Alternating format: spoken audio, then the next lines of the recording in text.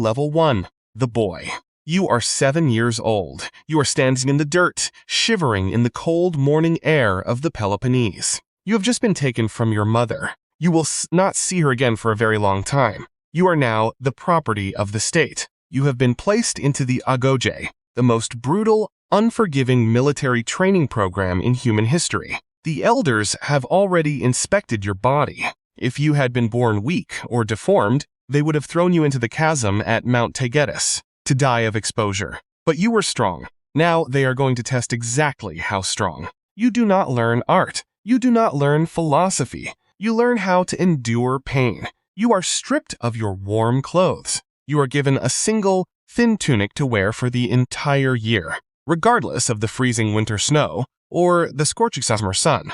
You are forced to walk barefoot over sharp rocks, to build thick calluses on the soles of your feet. You are deliberately starved. The instructors give you just enough food to keep your heart beating, but never enough to stop the agonizing cramps in your stomach. They do this to teach you how to steal. You must sneak into the local farms and steal food to survive. But if you are caught, you are not punished for stealing. You are brutally whipped for being careless enough to get caught. You learn the absolute meaning of discipline. One night, a boy in your barracks manages to steal a young wild fox. He hides it under his cloak as the instructors walk by. You watch in absolute, terrified silence as the panicked animal begins to bite and claw into the boy's stomach. The boy does not make a sound. He does not flinch. He stands perfectly at attention, allowing the animal to tear his bowels open, rather than reveal his theft and face the dishonor of being caught. He drops dead on the dirt floor. You look at his lifeless body. You do not cry. Crying is weakness. You realize that in Sparta, the only thing more important than your life is your obedience. Level 2. The Survivor. You are 18 years old. You have survived the beatings. You have survived the hunger. You are now an Aaron, a young adult. Your physical body is a weapon of carved muscle and scarred skin. But the state needs to know if your mind is equally ruthless. You are selected for the Cryptia, the secret police, the shadows of Sparta. You are sent out into the harsh countryside, armed with nothing but a small dagger and the absolute minimal rations. You must survive in the wild, but you are not hunting animals. You are hunting humans. Sparta is built on a terrifying mathematical reality. You, the elite citizens, are vastly outnumbered by the helots, the state-owned slaves who farm your lands and provide all of your wealth. There are 7 helots for every one Spartan. The fear of a massive slave rebellion dictates every single aspect of your society. Your job in the Cryptia is psychological warfare. You sleep during the day, hidden in the brush. At night, you stalk the dirt roads and the helot villages. You look for the strongest, the smartest, and the most capable helot men, the ones who look like leaders, the ones who look like they might organize a revolt. You wait for them to walk home alone in the dark. You step out from the shadows. You drive your dagger into their throat before they can even scream. You leave the body in the dirt for the other slaves to find in the morning. You are 18 years old, and you are a state-sponsored assassin. You wash the blood off your hands in a freezing river. You feel no guilt. You have been brainwashed to believe that the helots are not fully human. You believe you are protecting your city. But deep down, in the absolute silence of the wilderness, you realize the terrifying truth. Sparta is a fortress, and the people inside the fortress are infinitely more terrified of the slaves beneath their feet than the armies outside their walls. Level 3. The Hoplite. You are 20 years old. The wilderness has forged you. You return to the city, and you are officially inducted into the Spartan Army. You join a syssitia, a military mess hall. You sit at a wooden table with 14 other men. You will eat every single meal with these men for the rest of your active life. You share your food. You share your thoughts. You build a bond of absolute unbreakable fraternity. They are no longer just your friends. They are your shield brothers. You are issued your equipment. It is heavy. It is beautiful. And it is deadly. You are handed the aspis, a massive bowl-shaped shield made of thick wood and covered in a heavy layer of gleaming bronze. It weighs nearly 30 pounds. It covers your body from your chin to your knees. Your mother watches you strap it to your left arm. She does not tell you to be careful. She looks you dead in the eyes and recites this ancient Spartan law. Return with this shield, or be carried back dead upon it. To lose a spear is unfortunate. To lose a sword is a mistake. But to drop your shield and run from the battlefield is the ultimate, unforgivable disgrace. It is called ripsaspia. If you drop your shield, you will be stripped of your citizenship. You will be forced to wear rags and be publicly humiliated for the rest of your life. You put on your flanged bronze cuirass. You slide the heavy bronze greaves over your shins. You pull the Corinthian helmet down over your face, leaving only narrow slits for your eyes. Your vision is restricted. Your hearing is muffled. You are encased in a walking oven of metal. Finally, you put on the crimson tunic, the dark red cloth. You do not wear red to look intimidating. You wear red so that when the enemy spears cut into your flesh, they will not see you bleed. You will never give the enemy the satisfaction of seeing your pain. You are a Spartan. You are invincible. Level 4, the file leader. You are 25 years old. You are no longer just a spear in the line. You are an enemotarches. You command an enemosha, a tactical unit of 36 highly trained killers, arranged in 3 deep files. You are marching into your first massive, pitched battle. The enemy is a coalition army from Argos. The battlefield is a dry, dusty plain. The sun is beating down on your bronze armor. The temperature inside your helmet is well over 100 degrees. Sweat pours into your eyes, but you cannot wipe it away. You do not scream. You do not break rank, while the enemy army shouts and bangs their weapons against their shields in a disorganized, panicked frenzy. Your men are completely, terrifyingly silent. You hear the soft, rhythmic sound of wooden flutes. The pipers play a steady, calming tune. You march in absolute, perfect synchronization. Left, right, left, right. The ground shakes beneath the weight of thousands of bronze-clad men. At 200 yards, you see the terror in the enemy's eyes. They realize they are not fighting a militia of farmers. They are fighting a machine. Shields. You roar. Your men lock their heavy bronze shields together, overlapping them, creating an impenetrable, moving wall of metal. You lower your dory, your 8-foot-long ash-wood spear, tipped with a leaf-shaped iron blade. The two armies collide. The sound of bronze smashing into bronze is deafening. It sounds like a massive thunderclap.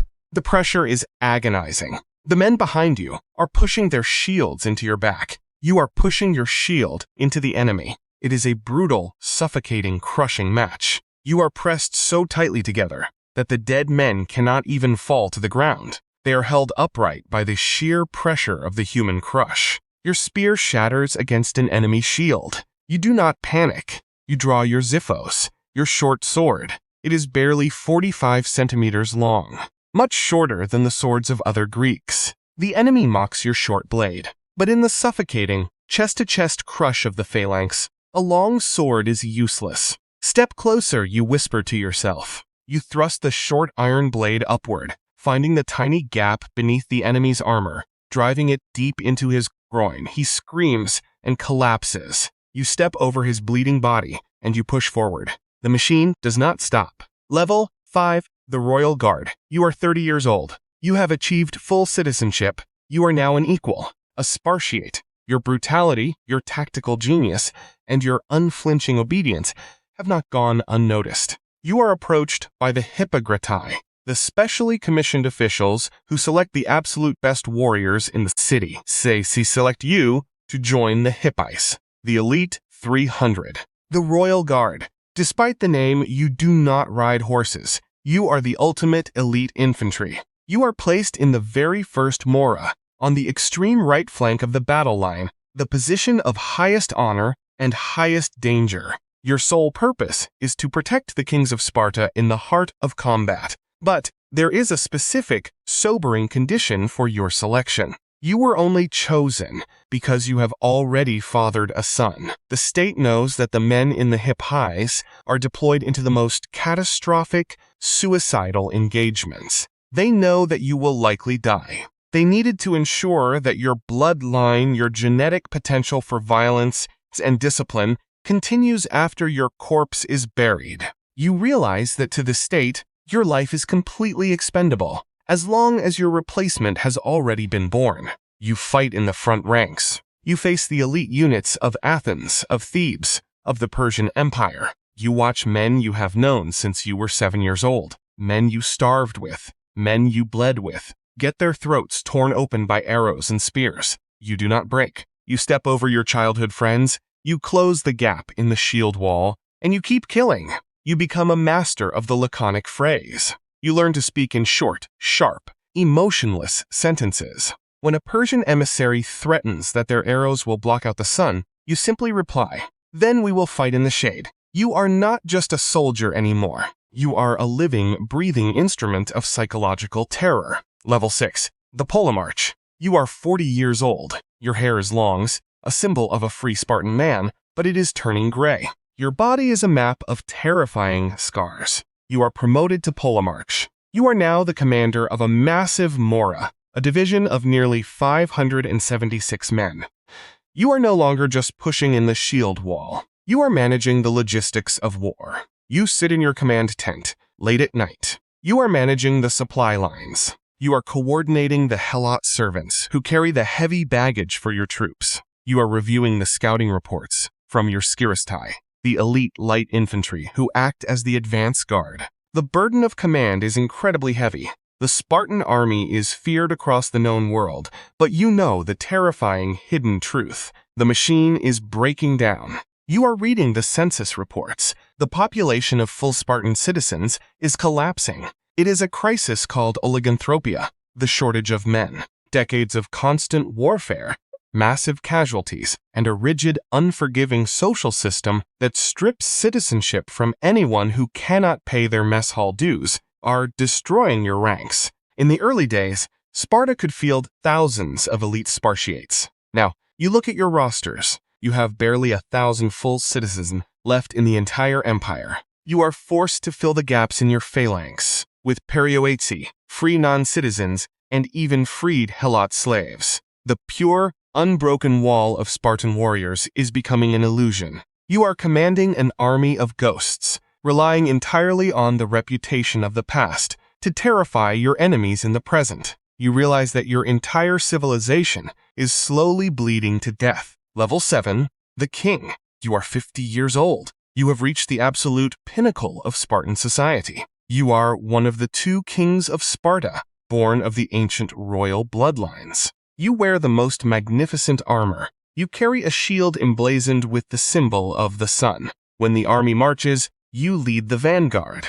Every morning before a battle, you stand before the entire host, and you sacrifice a goat to the gods, searching the entrails for favorable omens. The world looks at you as a supreme, absolute warlord. But the reality of your power is a frustrating, humiliating paradox. You do not hold absolute power. You are watched, every single second of your life, by the E4s, the 5 elected officials who hold the true political power in the city. They can overrule your decisions. They can put you on trial. They can even order your execution if they believe you are acting against the interests of the state. You are preparing for the Battle of Leuctra against the rising power of Thebes. You sit in your command tent looking at the maps. The Theban general, Epaminondas, is doing something completely insane. He is breaking all the traditional rules of hoplite warfare. He is massing his best troops on the left flank instead of the right, packing them 50 ranks deep. You order your men into the traditional uniform phalanx, 8 to 12 ranks deep. The battle begins. The massive, terrifying weight of the 50-deep Theban column slams directly into your elite right flank. The Spartan shield wall, the unbreakable, legendary wall of bronze, shatters. You watch an absolute, paralyzing horror as hundreds of your best Spartiates, the last pure blood of your dying city, are crushed and slaughtered in the dust. The line breaks. The battle is lost. You realize that your rigid, unchanging adherence to the old ways, your absolute refusal to adapt or evolve your tactics, has just doomed your empire. The aura of Spartan invincibility is shattered forever. The Thebans will march into your territory, and they will free the Helots. The economic engine of Sparta will be completely destroyed. You are the king who will watch the empire burn.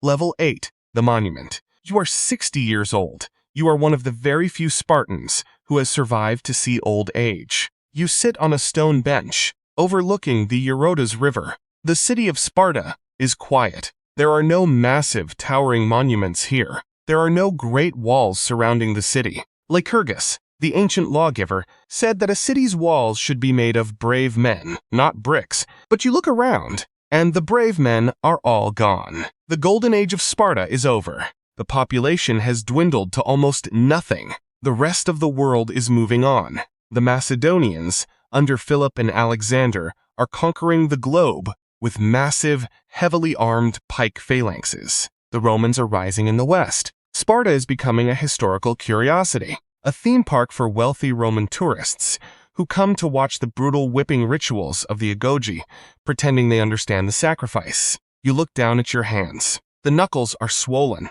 The skin is scarred from decades of holding a heavy bronze shield. You gave your entire existence to the state. You sacrificed your childhood. You murdered slaves in the dark. You marched through boiling heat and freezing rain. You watched your brothers die in the mud, all to maintain a system that ultimately consumed itself. You realize the ultimate tragic paradox of the Spartan machine. You built the most perfect, formidable, disciplined military force in the history of the ancient world.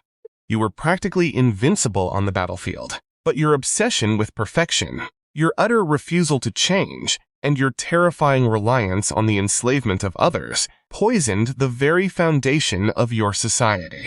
You did not just conquer your enemies, you conquered your own humanity. This is the life of a Spartan, a world where you trade art, love, and freedom for the brutal, heavy honor of a bronze shield. You climb the ranks from a starving boy in the dirt to the commander of an army of legends. And in the end, as you sit alone in a dying city, you realize that the most terrifying weapon Sparta ever created was not the spear or the sword. The most terrifying weapon was a system that convinced a man that dying for the state was the only reason he was ever born.